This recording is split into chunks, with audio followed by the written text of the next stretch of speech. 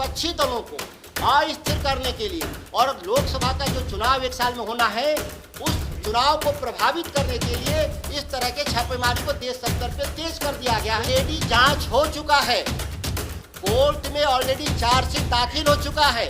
दूध का दूध, पानी का पानी न्यायपालिका करेगी और जो न्यायपालिका का फैसला होगा मान लेंगे। एपी को बिहार में सत्ता जाने का जो दर्द है।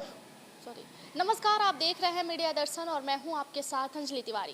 लालू परिवार के ऊपर हो रहे सीबीआई और ईडी की छापामारी को लेकर बिहार के पूर्व कृषि मंत्री सुधाकर सिंह ने लालू परिवार के समर्थक में मजबूती से खड़ा होते हुए दिखाई दे रहे हैं। जैसा कि आप सभी को पता है कि पूर्व कृषि मंत्री सुधाकर सिंह ने किसानों को लेकर बिहार के विधानसभा में एक बार प्राइवेट बिल पेश किया था, लेकिन दूसरी बार फिर से लालू परिवार के समर्थन में खड़े होते हुए सुधाकर सिंह ने एक बार फिर से प्राइवेट बिल पेश करने की बात कही है। उन्होंने कहा है कि लोकसभा चुनाव को लेकर जिस तरीके से केंद्रीय सरकार साजिश कर रही है और विपक्षी दलों को परेशान करने की कोशिश कर रही है, उस पर मैं पानी फेरने का कार्य करूंगा। मैं सदन में प्राइवेट बिल पेश करूंगा और दिखाऊंगा कि आखिर जांच का विषय कहां है। आइए सुनते हैं सुधाकर सिंह ने क्या कुछ कहा है।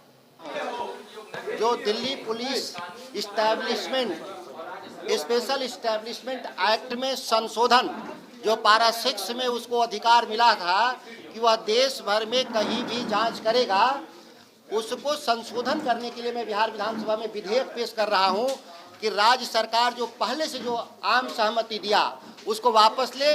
और ये केवल बिहार के लिए नहीं, मैं तो देश के तमाम विपक्षी दलों को आमंत्रित करता हूं कि इस पर बहस करके इस पर निर्णय लें कि हम आएंगे सत्ता में दिल्ली में तो इस एजेंसियों के अधिकार को हम सीमित करेंगे, यह भी मैं मांग करता हूं।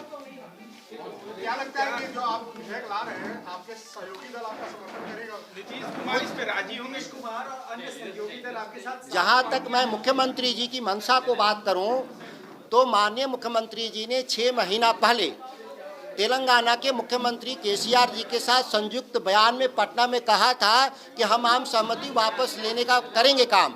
और मुख्यमंत्री जी के कहने के बाद मुझे लगता है कि उनका दल भी उनका सहयोग करेगा। दल विरोध में नहीं जाना चाहिए क्योंकि उनकी पार्टी पर भी कई छापेमारी पहले भी हुए हैं, आज भी हो रहे हैं। और कहा भी लोगों ने, हमारे नेताओं ने, बड़े नेताओं ने कि जब जब हम लोग एनडीए सत्ता से, केंद्रीय सत्ता से जब बाहर होते हैं तो इस तरह के छापामारी का हम दंश झेलते हैं। तो मैं इसलिए मांग करता हूं सभी राजनीतिक दलों से कि इसका जब दंश महसूस करते हैं तो इसका समाधान भी निकालना चाहिए। अब वो सबसे बड़ा विधानसभा का प्लेटफॉर्म है जहां से समाधान निकलेगा। सबसे ज्यादा आरजेडी को क्यों दिक्कत है? मैं इसलिए कह रहा हूं कि राष्ट्रीय जनता दल वैचारिक रूप से वह हमेशा केंद्रीय सत्ता को चुनौती देता रहा है। बिहार और हमारे नेता बिहार के लड़ाई के लिए, बिहार के विकास के लिए, बिहार की हक के लिए, और जो जो अपने राज्यों की हक की लड़ाई लड़ा उन पर केंद्रीय एजेंसी भ्रिकुटी तन जाता है और वह लगातार उन दलों को, क्षेत्रीय दलों को तंग करने का काम करता है। ये देश भर में हो रहा है, बिहार भी एक केस है उसमें से। आपको मैं अच्छी तरह से बता दूं कि भ्रष्टाचार की कार्रवाई जो सत्ता में बैठे होते हैं वो ज़्यादा भ्रष्टाचार करते हैं, सभी को मालूम है। अभी 9 सालों में दिल्ली में राफेल से लेकर के ये अडानी तक के सैकड़ों आए भ्रष्टाचार के मसले, उसमें किसी पर भी जांच नहीं हुई और ना ही किसी पे कार्रवाई हुई। आप जब यही पिछली सरकार को देखिएगा, यूपीए, उसमें कोल घोटाले में, टेलीफोन घोटाले में उस सरकार ने कार्रवाई किया, जांच किया, लोगों को, अपने मंत्रियों को इस्तीफा लिया, जेल भेजने का काम किया। लेकिन वही एनडीए और भाजपा की सरकार में बताइए कि किसी से भ्रष्टाचार के मुद्दे पर कार्रवाई हुई? ये बात कह रहा हूं कि उस मामले में पहले ही जांच हो चुका और जांच होने के बाद माननीय लालू प्रसाद जी और उनके परिवार को बेल कोर्ट ने दे दिया, माना प्रथम दृष्टया कि यह आरोपी नहीं है। अब कोई नया तथ्य अगर किसी जांच एजेंसी के पास आया है तो वह कोर्ट के सामने उनको जाना चाहिए, कहना चाहिए कि ये दोषी हैं। ये कोर्ट में ना जा करके वहां सीधे फिर छापेमारी। आप देख लीजिए 3-6 महीने में 3 बार क्या हो गया कि आप लगातार एक ही घर में जाते हैं। जो कागज, जो सबूत 6 महीना पहले नहीं मिले, उस घर में दोबारा जाने से मिल जाएंगे।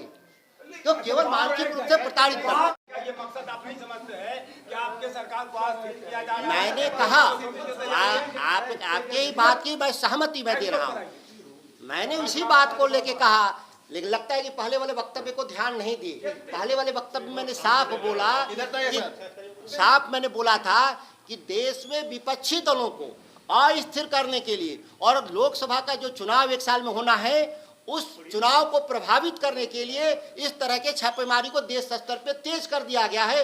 विपक्षी दलों को तंग और तबाह किया जा रहा है। मैंने कहा, मैं अभी भी कह रहा हूं, ऑलरेडी जांच हो चुका है, कोर्ट में ऑलरेडी चार्जशीट दाखिल हो चुका है, कोर्ट ने बेल दे दिया है।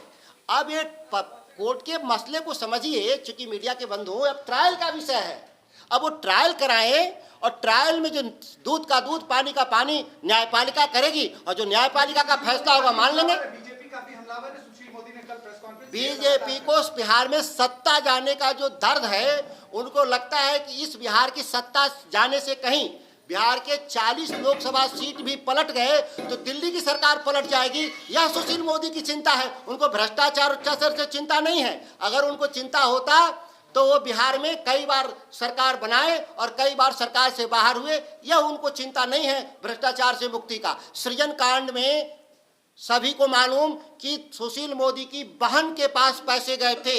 आज तक सुशील मोदी ने कोई जवाब दिया? इस पर कोई ट्रायल कराया? नहीं।